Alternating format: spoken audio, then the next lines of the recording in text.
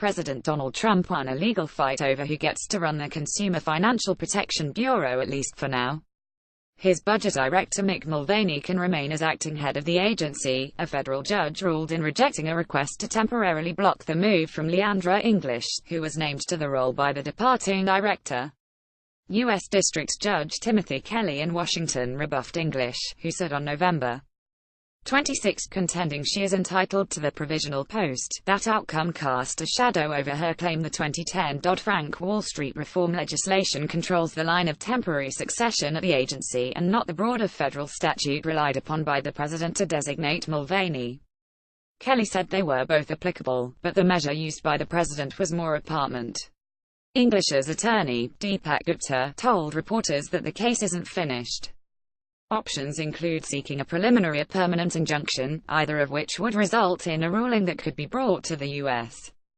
Court of Appeals in Washington, he said. This court is not the final stop, he said after the hearing. This judge does not have the final word on what happens in this controversy. Kelly, who has been on the bench since only September, is a Trump nominee who previously worked for Senate Judiciary Committee Chairman Chuck Grassley, an Iowa Republican, and also served as a federal prosecutor.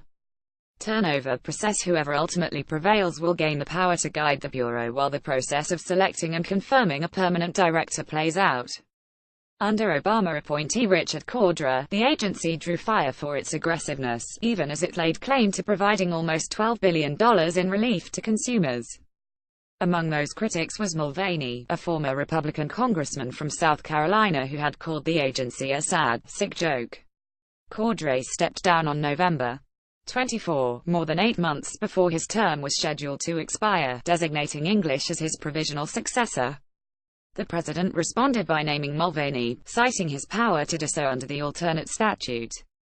White House cheered the outcome. The administration applauds the court's decision, which provides further support for the president's rightful authority to designate Director Mulvaney as acting director, Deputy Press Secretary Raj Shah said in a statement. Judge rules. The judge's ruling came after listening to lawyers from both sides Tuesday. A day earlier, Gupta and Justice Department lawyer Brett Shumate spent about 40 minutes laying out their positions for him, but came away empty-handed as Kelly said he would await the government's written response, filed just before midnight Monday. Joining the fight on English's behalf were about 24 current and former members of Congress who told Kelly the president's choice of his White House budget director to temporarily helm the CFPB threatened the agency's ability to operate independently as designed. Among those siding with English was former U.S. Representative Barney Frank, a Massachusetts Democrat who co-authored the Dodd-Frank legislation with former Connecticut Senator Christopher Dodd.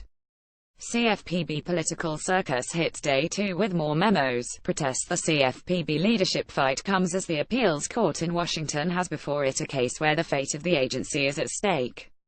A New Jersey mortgage company sued the Bureau 2 years ago after being hit with $109 million in penalties. Attorneys for PHH Corp.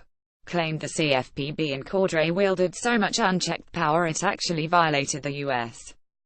Constitution. While a 3-judge panel agreed the Bureau was unconstitutionally structured, it stopped short of ordering its dismantling.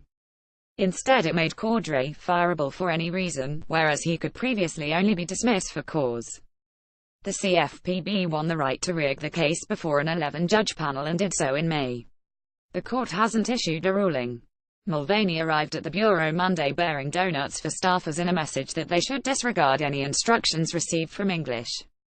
She sent a message, telling its employees she was honored to be working with them and identified herself as acting director.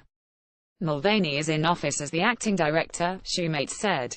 Gupta told Kelly at Tuesday's hearing that his client received an emailed reprimand for her actions from Mulvaney. That message was chilling her ability to function even as deputy director, he told the court. She hasn't been threatened with dismissal, the attorney said. The case is English v. Trump, 17 CV 2534, U.S. District Court, District of Columbia, Washington.